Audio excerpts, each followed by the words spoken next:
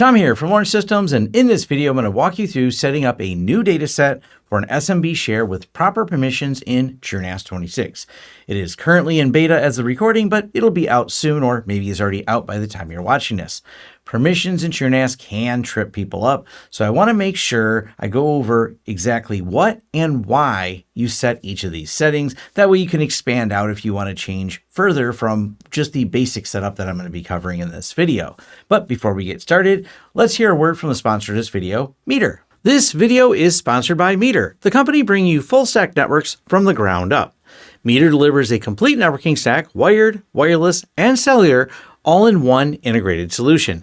They design the hardware, they write the firmware, and they build software that can handle, deploy, and run support. For network engineers, that means deep control, real visibility, and fewer fragmented tools, without juggling multiple vendors or inflexible legacy providers. Whether it's a branch office, warehouse, campus, or data center, Meter is built to scale, and Meter is built for uptime. Thanks to Meter for sponsoring this video. Go to meter.com/Lawrence Systems to book a demo now. That's meter.com/Lawrence Systems to book a demo today. Now, as mentioned, my demo environment here is running TrueNAS 26.0 Beta 1, latest available here in April of 2026, and the IP address of the system is 172.16.16.111. I'm doing it all by IP. I don't want to have to convolute this tutorial at all with any DNS issues, so I'm just going to do the mounting via IP. But yes, if you have DNS set up and you have everything registered properly, it can be done by DNS. It doesn't make any difference for the permissions, just for simplicity of the demo. That's why I'm using an IP address. Now, the first place I want to go is over here to Credentials and Users, and you see I have two users set up, Tom and Cass. To add a new user, click on Add, put in the new username. By default, it's going to have SMB access checked. You don't need any other permissions, so these are completely optional if you want to extend what they have access to. We go down here to put the password in, confirm the password, and under additional details, it is going to create a group with the user's name. No need to make any other changes right now in the groups. We're going to do that over in the group setting. So let's cancel this, go to Credentials, Groups, and we have the Tom and Cass group that were automatically created when we created the Tom and Cass users. But let's create another group. We're going to call this one YouTube, because I want to show how group permissions work when we get to the setting permissions of the data sets.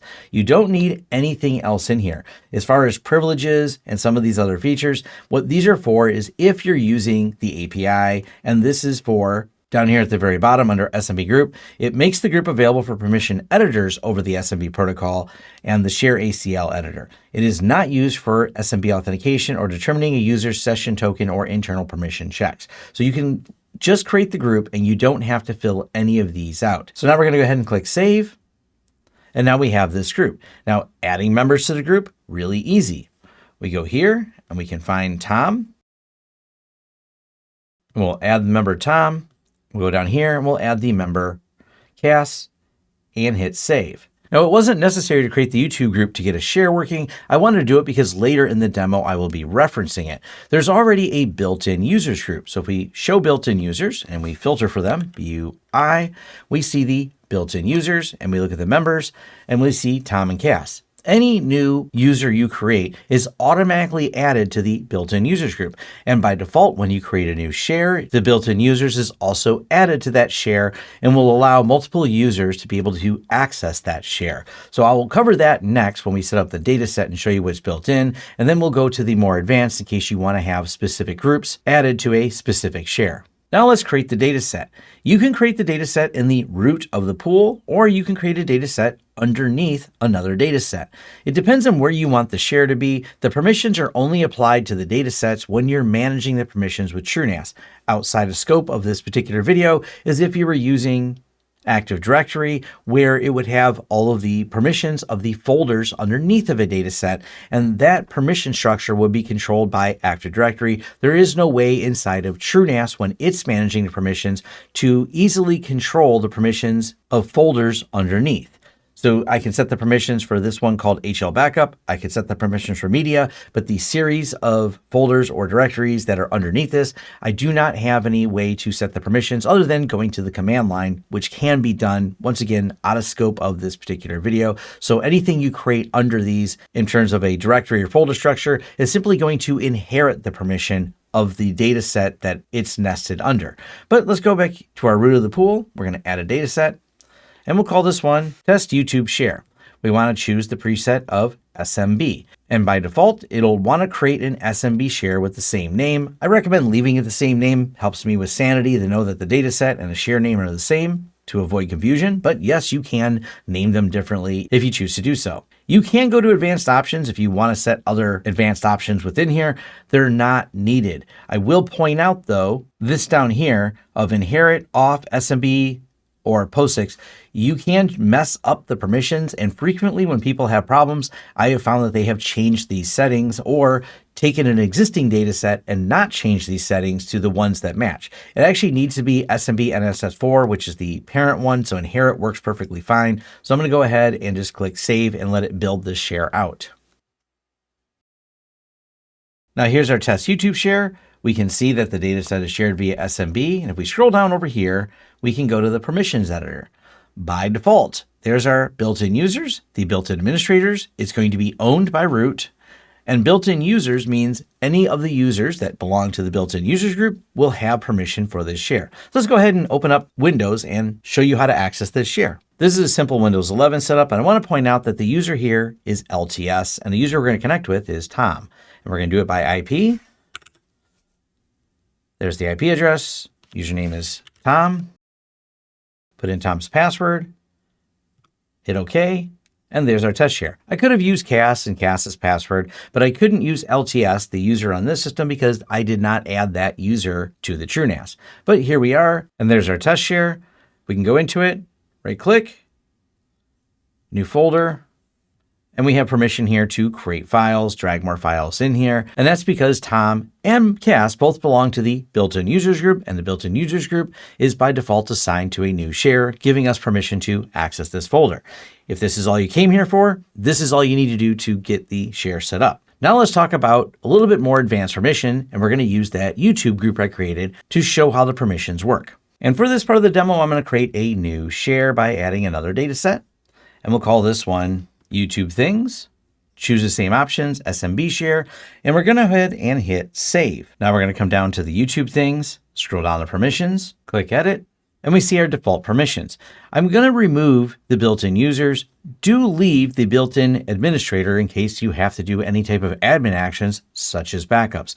And it's only for admins. It will leave them access, but generally that is preferred. Now we want to add an item and who, or in this case, who is the group. The group we want to add is going to be the YouTube group. Now you can change this to user and get specific and say, I only want this user to have access to this particular share, but I prefer to do it by groups. And in this case, we're going to use the YouTube group. We're going to go down here and choose full control. We want to make sure the YouTube group has full control over this. Then we want to apply the permissions recursively. This is especially important if you have a lot of data within this data set, because you want it to inherit all the permissions and set all the permissions underneath for any of the data that's in there. And if you have nested data sets, other data sets you've created underneath, you can apply that permission the same way so it propagates throughout those data sets, so you don't have to go through and set each of them individually. So go ahead and check those boxes. Even if there's no nested data sets, it doesn't hurt to check this box. And then we want to save the ACL list. Please note, if you have a lot of data, a lot of files, a lot of directories, it will take a long time to apply this depending on how fast your system is. All right, now we have our YouTube Things data set, and let's go ahead back to Windows. We can see the share. We can go into it, and we have permissions. We're able to create files, create folders inside of this share. Now, only members of the YouTube group can do this. So other new users that are added, if they're added but not added to that group, they will not have permission. And right now I'm logged in as Tom and Tom has permission. Let's go back here and show you what happens when we change the permissions. We'll go back into the TrueNAS, go to credentials, groups. Let's look at the YouTube group. We're going to go ahead and look at the members, and we're going to revoke Tom's access and hit save. Tom has been revoked. Let's go back over to Windows, go to the YouTube Things, and it worked, which you're probably thinking it shouldn't, and you'd be right. But I want to point something out here because this is something that trips people up with the permissions. We did set it we did set the group. We did not restart the SMB service. So if we go over here to Services, SMB, let's go ahead and hit stop. And now we're going to start it. That reloaded the permissions. You can also hit stop right here, and you can hit start right there. Either one of these functions work. The goal is to restart the SMB service, because now if we go back in, go back to the YouTube things, Windows can't see it. Windows can still see this, but it can't see that because I've revoked Tom's permission. This comes up when you add a user to a group as well, and you can't figure out what you've done wrong, and you've technically done nothing wrong probably. You just didn't go here and restart that service. I just wanted to point that out because it's a really important aspect of how permissions work. So if we go ahead and view the logs, for example, you can see that it tried the LTS user, Tom account authenticated. These are nice logs if you're curious of how things are working in the back end. TrueNAS has done a great job of putting all this information here if you need to chase logs, but mostly the problem you're going to run into, because the log will keep showing you that someone was authenticated or failing to authenticate even if they're part of the group, unless you go through to the system and restart that service. Just an important detail, but easily overlooked. Now, the last part I want to cover is the shares and some advanced settings for the Windows SMB. And you find that by clicking the three dots, and we can go here to Config Service. Generally speaking, you'll always leave all of these at default unless you have some special use case, with one exception. If we click Advanced and we scroll all the way down here to the bottom, we have the bind IP address. I cover this in much more detail in my TrueNAS hardening guide, which you'll find in my TrueNAS playlist, but this allows you to change what IP address or addresses that the SMB will bind to. If you have a system with lots of IP addresses, you probably want to lock it down to only the ones where you want the share enabled. So I have 2 IP addresses on here. I can choose either one of these, and I can add more than one if I happen to choose both of these.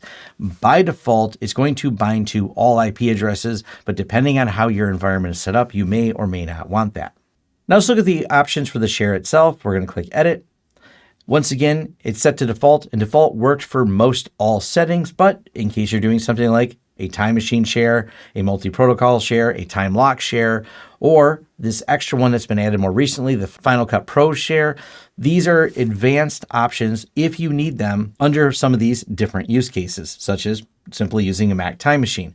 Also, you have the advanced options down here, and you can do things like set this as read-only, not browsable. You can turn on access-based share enumeration, which means only show shares that are available to certain users. You can also do a host allow or a host deny. By default, it's going to allow all hosts and deny no hosts, but you can get specific. You can also turn on more advanced logging, all under these settings right here. For most people, leaving it at default is fine. If you have those special use cases, this is where you would set those. Now, as I mentioned earlier, you can connect this to Active Directory, and that's what most businesses choose to do. The share setup is pretty much the same, but then you're delegating all the permissions management to the Windows Active Directory server. I will probably cover that in a future video, so like and subscribe if you'd like to see that content, or leave some comments down below. Let me know your thoughts, or hit me up in the forums at forums.lawrencesystems.com, where you can connect with me on this and other topics, or the TrueNAS forums. Be sure to check them out. Great place to discuss all things TrueNAS. All right, and thanks.